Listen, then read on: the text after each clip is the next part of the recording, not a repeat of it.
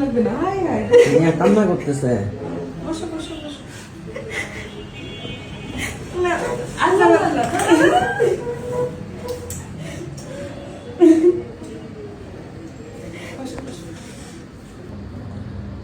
আসসালামু আলাইকুম।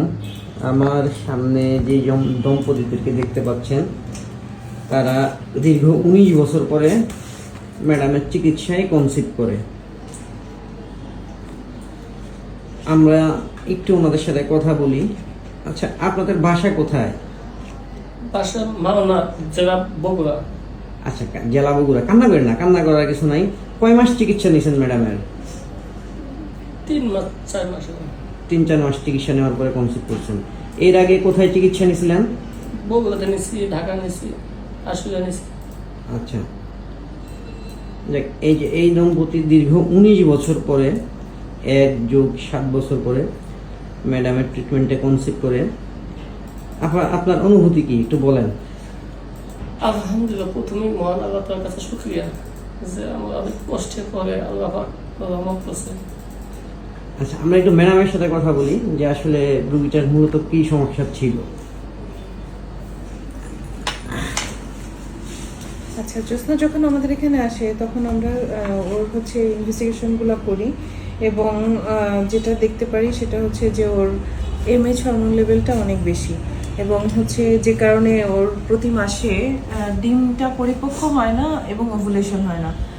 তো আমরা প্রথমে ইনভেস্টিগেশনের রিপোর্ট পাওয়ার পরে ওকে ওভুলেশন হওয়ার জন্য, ডিম তৈরি হওয়ার জন্য, ম্যাচিউর হওয়ার জন্য মেডিসিন দিই এবং ওভুলেশন হওয়ার জন্য মেডিসিন দিই এবং আলটিমেটলি হচ্ছে 2 সাইকেল ওষুধ নেওয়ার পরেই আল্লাহ তাকে হচ্ছে সফলতা দান করছে।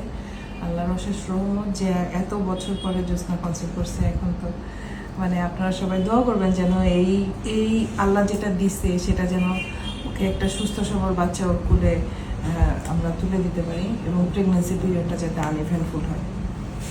আমরা আবার একটু কথা বলি। আপনারা এর আগে কি কখনো কনসিভ করছেন? এইবারই প্রথম? না, এইবারই প্রথম। মাশাআল্লাহ। আর ম্যাডামের খবর পাইলেন কোথায়? আমার এক বান্ধবীর হয়েছে এখান থেকে। কত বছর পরে? 14 বছর পরে। মাশাআল্লাহ মাশাআল্লাহ। ওনার বান্ধবীরও 14 বছর পরে কনসিভ করে ম্যাডামের চিকিৎসায়। উনিও 19 বছর পরে কনসিভ করলো। আপনারা ম্যাডামের জন্য দোয়া করবেন, আমাদের প্রতিষ্ঠানের জন্য দোয়া করবেন। আমরা ডে বাই ডে প্রতিষ্ঠানের মেশিনারিজ আপগ্রেড করতেছি। আপনারা কনসিভ করলে আমরাও খুব আনন্দিত হই।